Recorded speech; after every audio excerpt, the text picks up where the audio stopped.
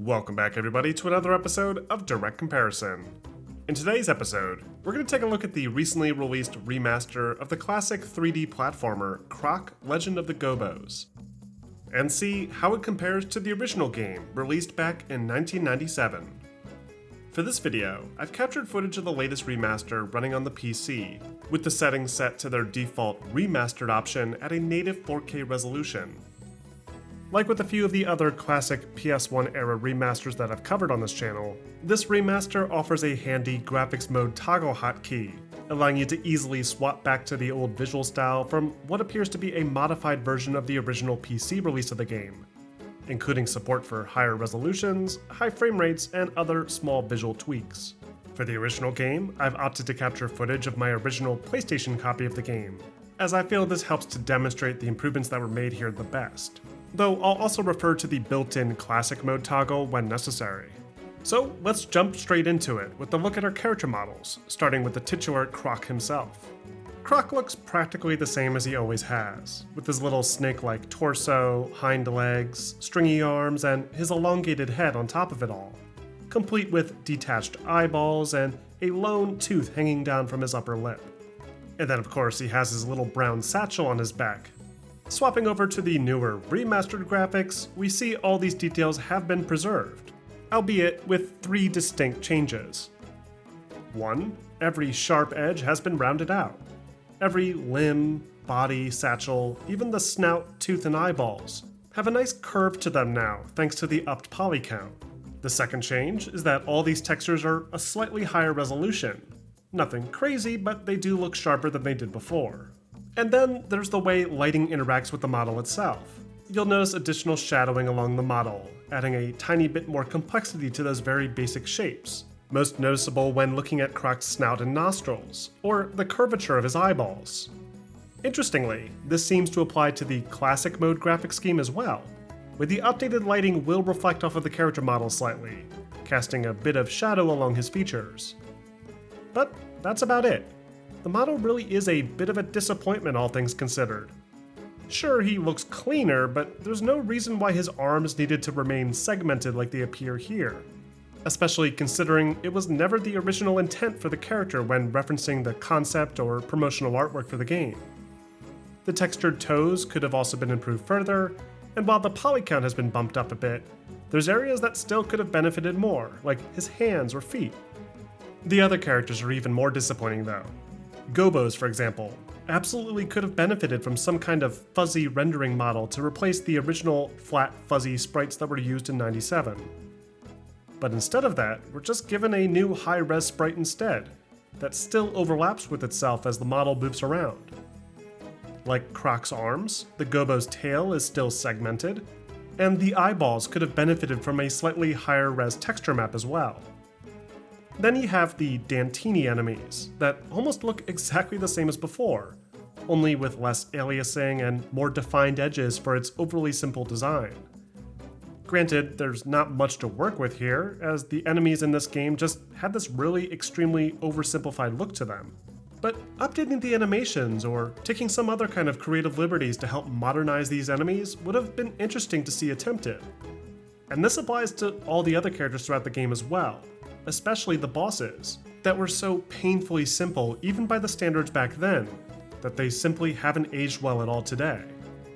I appreciate the game being preserved in its entirety, and it makes sense why it was done this way. But sequences like this help to explain at least partially why this particular series never really took off like its competition. Next, let's check out the environments. Croc is best described as PlayStation's version of Super Mario 64. In fact, there's even some debate regarding the game's initial pitch and whether it may have inspired Mario 64 in the first place, but that's a topic for another time. As it stands, there's a lot of similarities in its approach to its environmental style, with an extremely simplistic format for each location, that's more focused on scaling up the difficulty of its various platforming obstacles over trying to make each and every level seem unique and stand apart.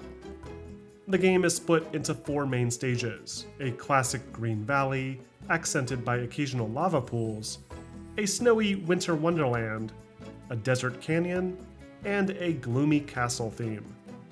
But despite these themes, the core of the gameplay is mostly the same throughout.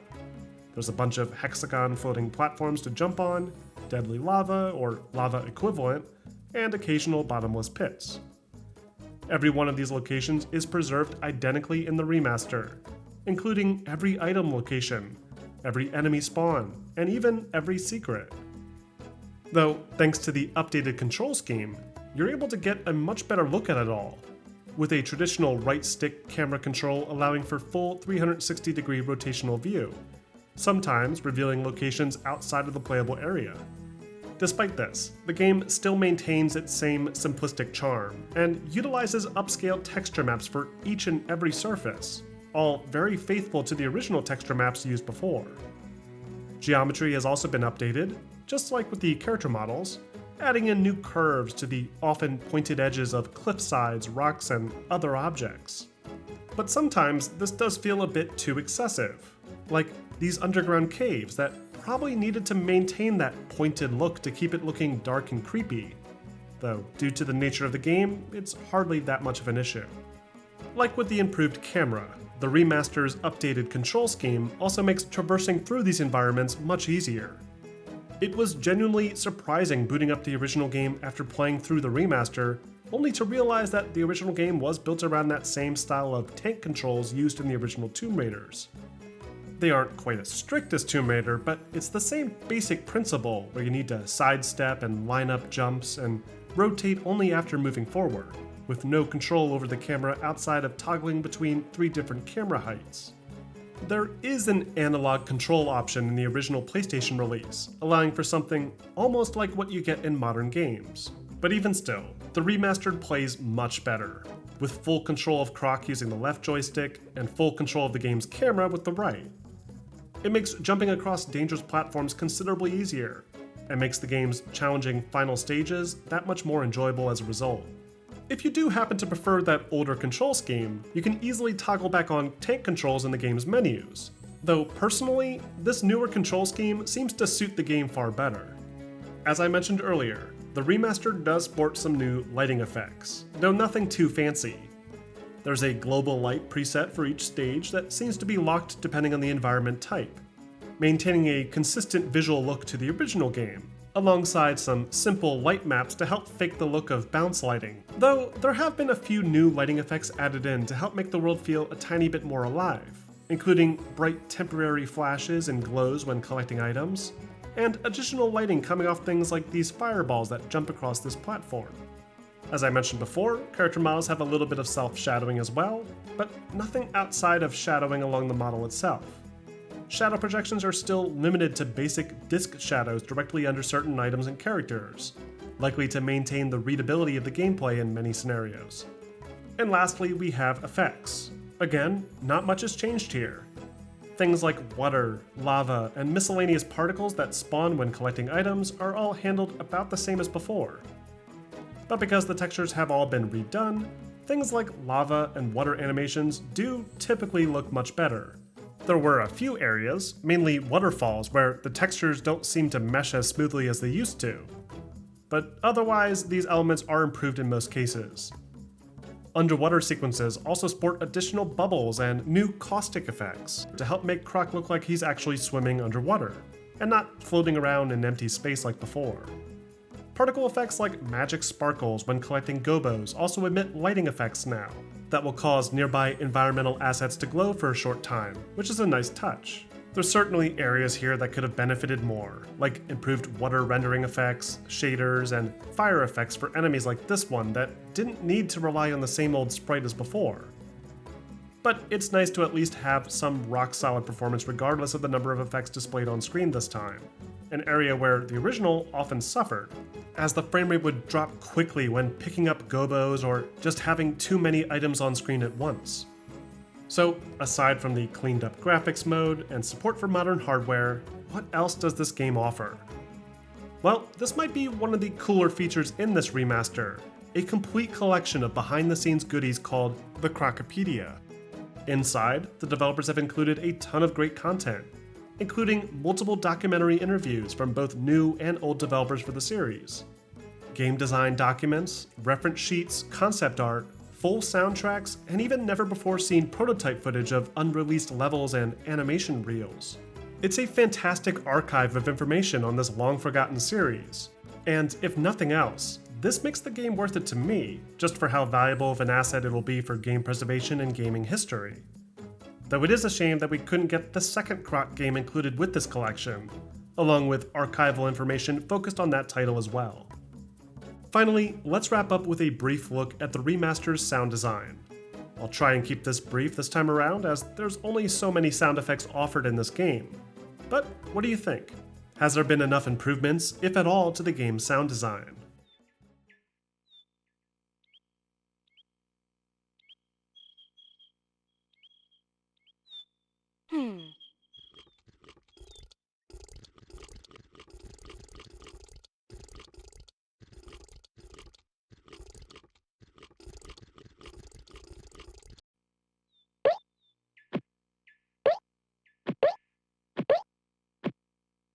Kaboof!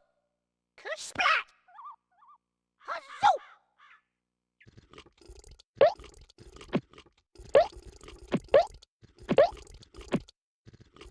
Kaboof! Kersplat! Kaboof!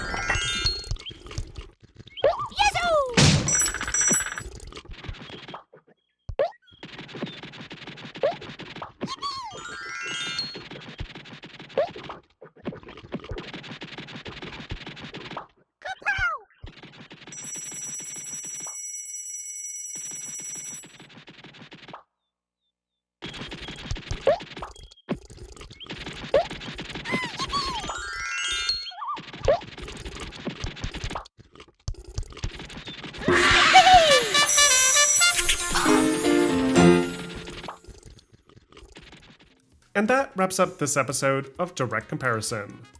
Overall, Croc Remastered is okay, but not really at the same level of some of the other classic games that have been revitalized lately. It's perfectly stable, plays great, and offers some nice improvements like higher frame rates, resolution, cleaned up graphics, and modernized controls. But the game itself could have benefited from a full remake instead. There's a lot of design decisions here that just never really worked that well. Seeing a team try to reimagine this franchise and bring it out of retirement would have been really interesting, especially considering how rare it is to see a modern 3D platformer like this nowadays. At the very least, it would have been more interesting to see the developers here try to take more artistic risks with the remastered's visuals, like improving the appearance of the Gobbos or making Croc's character appear more like his render in the game's cover art. But for what it is, this is still a fine remaster with lots of gameplay to enjoy, along with a lot of great archival information alongside it. And the preservation of this classic alone is worth it to me personally, which makes its home on GOG.com a great start considering you can grab it completely DRM free. Now, if you are interested in checking it out, I do have an affiliate link for the GOG store page that allows you to pick up a copy of the game for yourself and simultaneously support this channel. Though, if you want to play it on consoles like the good old days, the game is also available for Nintendo Switch, Xbox One, Series S, X, PlayStation 4, and PlayStation 5 as well. But what do you guys think? Are you interested in checking out this remaster? Or did you expect more? Let me know in the comments section. And don't forget to like and subscribe for more content like this posted every week.